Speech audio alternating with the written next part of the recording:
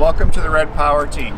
My name is Tony Heldorfer. I work for Red Power, and today we're going to cover the MacDon FD2 Series head on setting this head up. So you just received this head. It was delivered from the factory. It's sitting on its back, and we're going to walk you step by step through today setting up this entire head. So anywhere from things we need to do to this head before we lay it down, and we're going to walk you through laying the head down, as well as all the setup on the head. Stay tuned. We've got this video broke out into several different sections to help walk you through step by step of the setup of the MacDon FD2 Series draper head.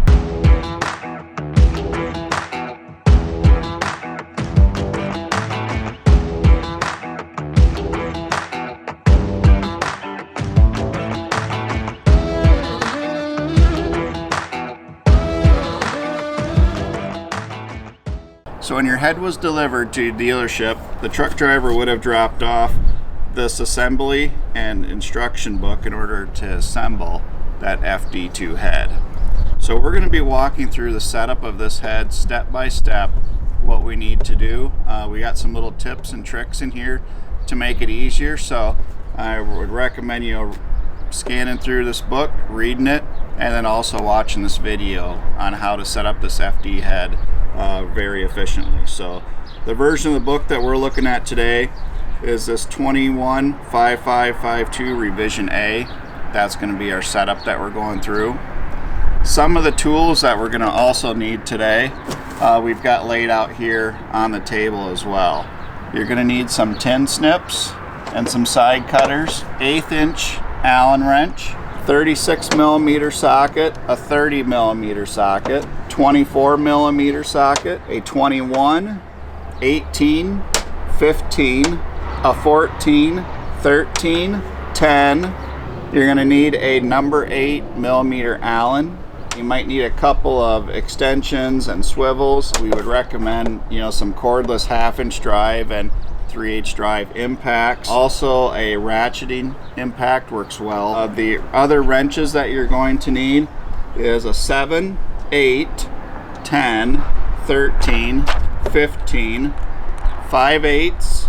You're gonna need 2 18s, a 15 16ths, you might need 2 of those, a 22 millimeter, a 30, an 1.5 inches, and then we've got our breaker bars and a measuring tape. That'll get us set up. The other piece we're going to need, tack meter, so that we can read our RPMs on our knife drive as well, so we can get those set correctly. So we'll also need one of those to complete our setup.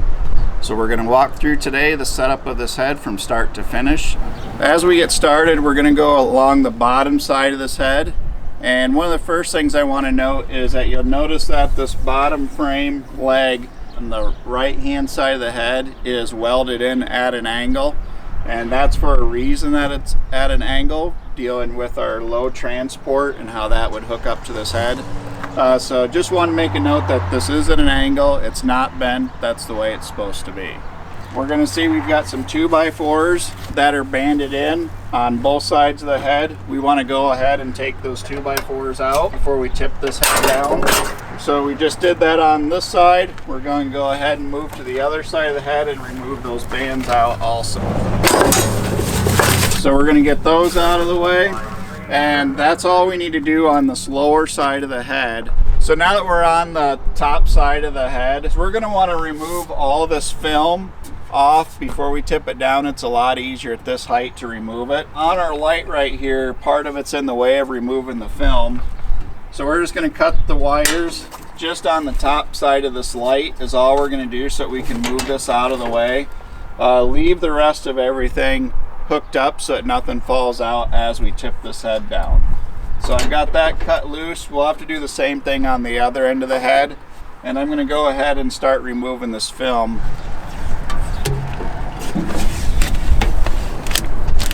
So as I pull this up, I'm going to pull this up only just so far. That way later on when we raise the reel, we can grab that and pull it the rest of the way off.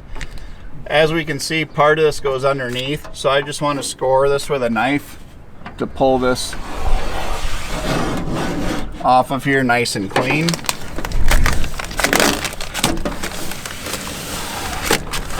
And then we'll let this tuck up for now until later on when we raise the reel, we can pull the rest of that off at that time.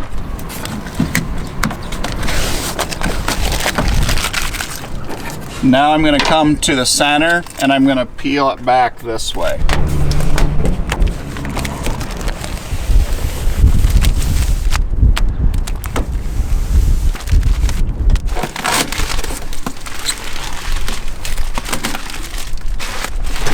This remainder here, I can now tuck this underneath if we leave some, and I'll be able to reach under from the back side and grab this to pull it back.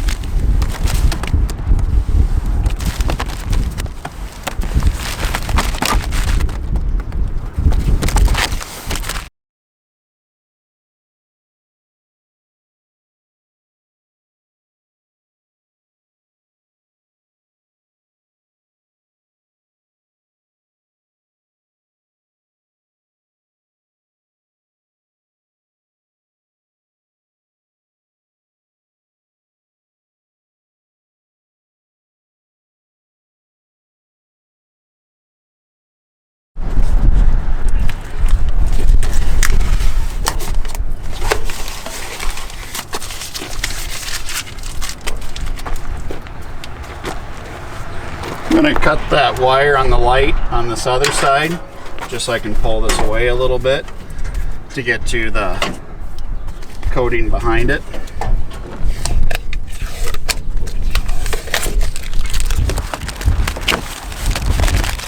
And I'll leave that tucked up there so I can finish pulling it off later.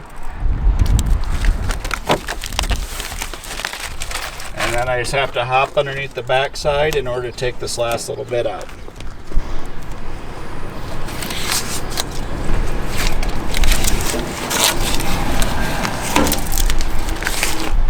Now that we've finished removing the film off, we can go ahead and we're going to remove the PTO shaft.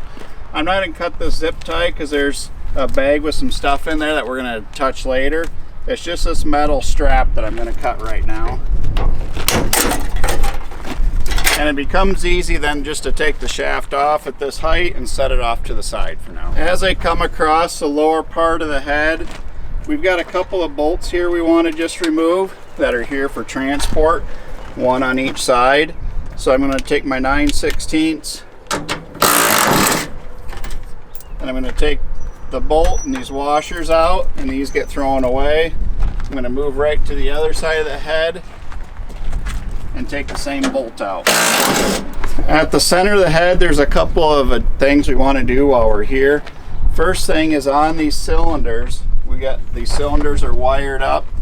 We're going to cut these two loose. That way they're ready for us after we lay the head down. And our hoses are wired off to the side. And here's our hose mount. We got to end up mounting this right up here where it goes. So we are going to cut the wires.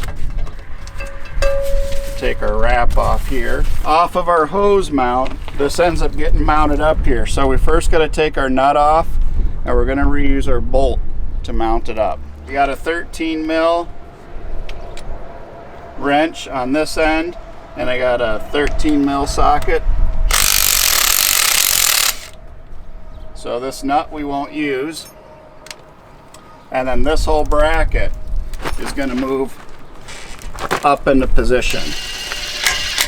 So I kind of got it started there. I left my impact on it.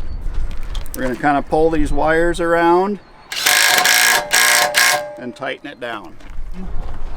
On the inside of the drum, we've got a couple of brackets in here. I'm going to cut these pieces. There's going to be a 2x4 that'll fall out from shipping, but these are shields that we're going to end up using later on to go in this spot to cover these lines. So we're going to go ahead and set these shields off to the side, and we'll put them on after this head is tipped down. We can now move up to our reel, and we're going to take a couple of our shields off the reel. So let's move back to the side of the head again. We're going to see we've got a couple of bags hanging on the head. We're going to leave those in place for now. We're not going to touch those. As we come across, we've got a shield up here. I'm going to cut and take this shield off. I'm going to keep coming across and take our next shield off. Same shields again for the other side of the head. We've got our last shield. And then we've got a bag up here on top we're going to pull off. This bag has some of our different reel and cam hardware in it that we're going to be using here a little bit later. We're going to go ahead and pull this bag off too at the same time. And then we'll be using this hardware in a little bit, so we're going to go ahead and set that off to the side.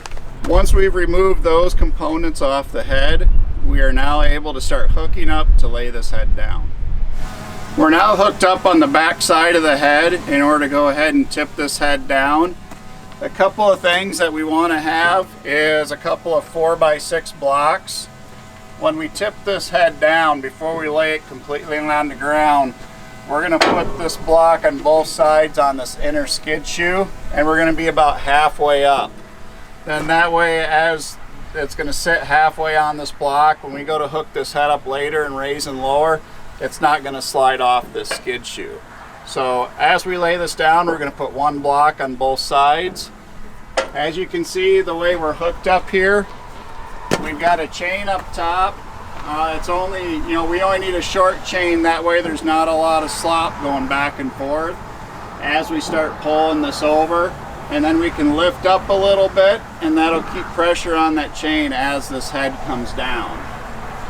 We also, on this set of forks, we also chain the back side of the fork because these forks can tip. So we chain that way that fork is rigid the whole time as well. So we're going to go ahead now and we're going to pull back, and then once that head starts tipping, we lift just a little bit to put a little pressure on that chain, and then we're going to bring it down nice and easy, and then we're going to put a block on both sides of it.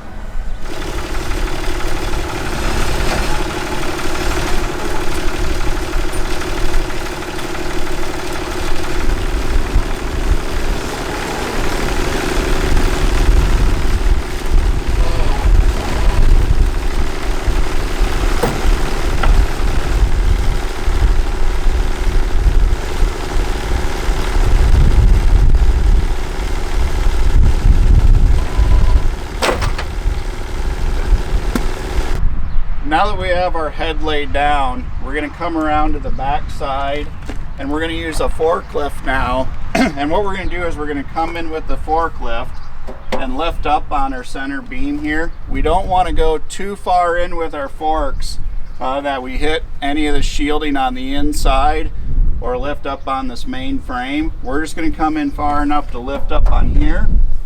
Once we lift that up with the forklift, we're going to go ahead and put the blocks under both sides. That's going to allow us to get underneath and take the two bolts off that mount this on the bottom side. We're going to do that on both sides, and then we'll come up top and take the top bolts off after that.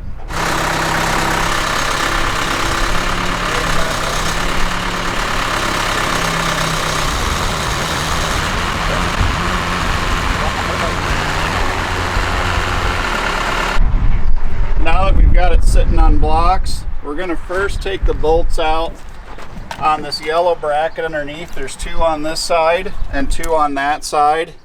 That way we've got our bolts up top that are supporting these brackets.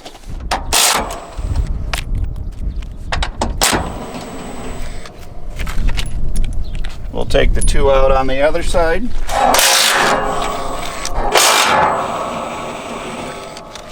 So we have the two lower bolts on both sides taken out. Now we can come up top, and we're going to take off these two bolts holding this on.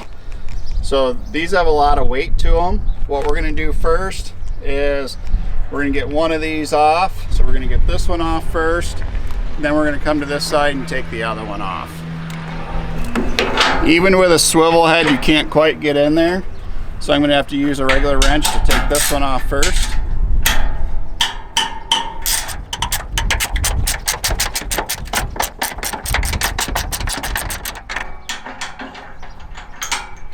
And then now we can take the bolt off on the other side.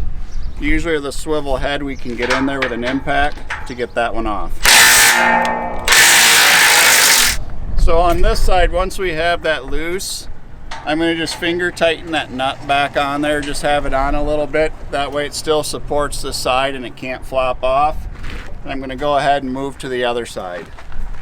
On this side, this inside one we have to do by wrench also. Now we can use our impact on this inside one.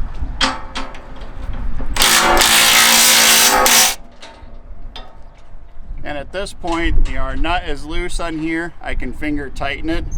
We're going to want assistance at this time just to help pull these bolts off, to lay this down, just because these do have a lot of weight to them.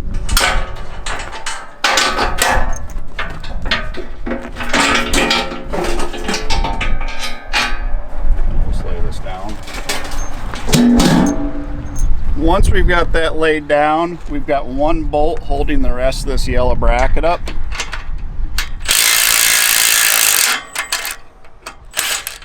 So I'm going to go ahead and take that bolt out, and now this top bracket is loose, that we can now go ahead and lift this bracket off. At this point, we're now able to start removing additional support brackets. Our next step is we're going to take a couple of these straps off of both sides. We've got one here on the left side and one on the right side. I'm going to go ahead and pop them off right now. You might have to hold the head on.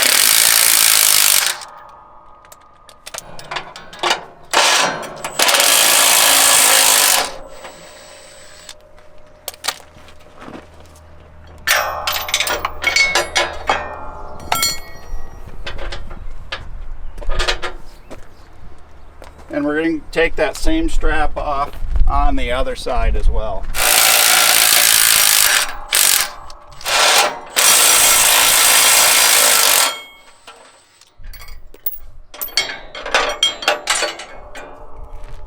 Now that we have that strap off on both sides, up in the center, we're going to take the nuts off of these 3 bolts, and I just spun them off here. And we're going to come in with our forklift now. We're going to lift up on the frame here, not put our forks in too far. And when we lift up on that frame, we need to go ahead and move these blocks under the main frame. So we're going to pull the blocks out, tip them on the side, put them under the main frame on both sides. And once we start lowering that forklift down, we can come up here and we can pop these bolts out as we release the pressure.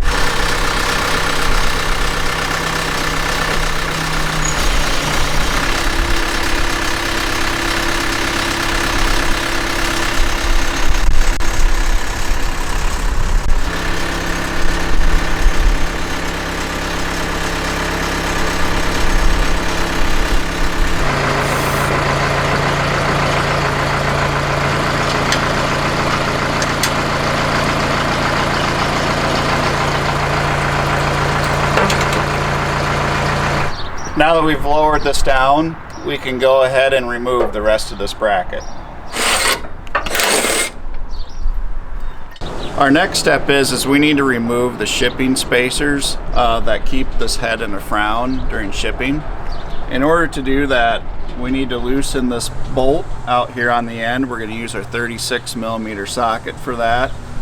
Once we've loosened this, there's these 3 shipping spacers on the other side that would become loose, and we're able to take those shipping spacers out. Once we have those shipping spacers out, we can go ahead, and we've got 2 more pieces, shipping pieces on the inside, that we'll go ahead and take these off also.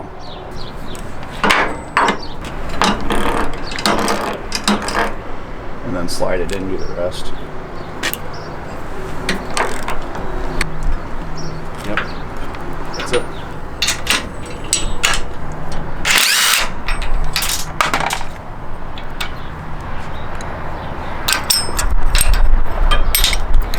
Now we're going to take this loose on the other side of the head. As I'm loosening it, I can feel those spacers, and once those spacers loosen up, we'll be able to slide them out, and that's all the further we need to go with that. And we won't worry about making any adjustments to this until we've got this head back on the combine, and then we can spin these nuts back in with our fingers. I'm going to go ahead and take those other spacers out now.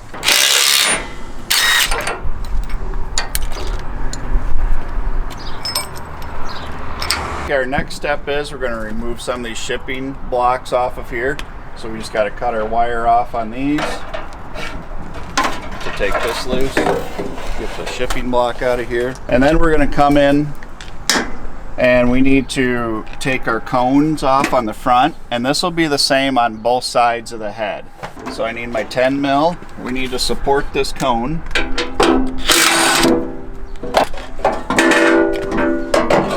And then we've got our front cone to the head, point of the head. Once we're in here, we're going to head and take the rest of these shipping brackets off. It works best if you can use a ratchet to get inside to these bolts. Put my adapter on, put my 18 mil socket on here. I'm going to put a wrench up on the inside. So let's get our ratchet in there to take that loose. And we've got 2 of them in here.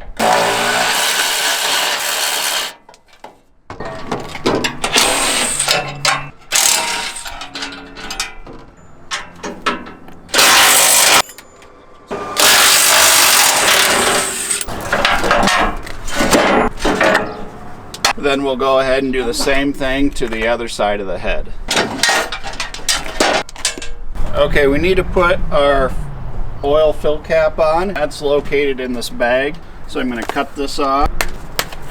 Inside our bag, we've got our fill cap. We need to take off the cover that was used in shipping with a nut driver, 5/16.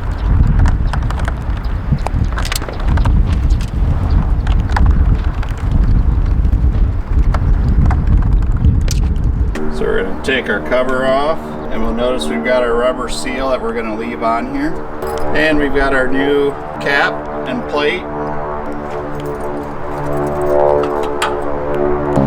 Get them all started before we tighten them down. Got them all started, now we're going to tighten them down.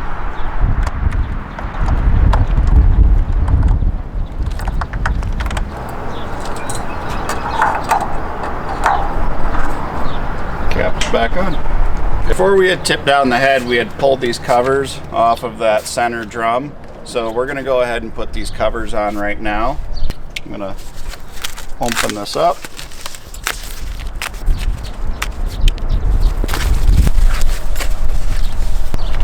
And inside this bag, we're going to see some little plastic push pins. There's 2 different covers here. One of these covers has this little notch out in, and that's going to go on the left side of the head for these hoses that need to come up through. So kind of a trick on this left hand side, and these little tabs have to slide in the groove, and I'm just going to bend them in just a little bit with my thumb. And then that'll allow that when we're on the outside of this piece, our tab should slide down in on the back side here. So we've got that piece in place. We're going to go ahead to the right hand side and take this cover, and we are going to slide it in place also. Now our next step is we've got the little plastic push pins that we need to put in order to lock these plates into place. As we put each of these in, you got to get them lined up. Once they're lined up, they'll push right into place. There we go. And if they're not lined up, they're going to fight you the whole way. That just installed those 2 shields across the front.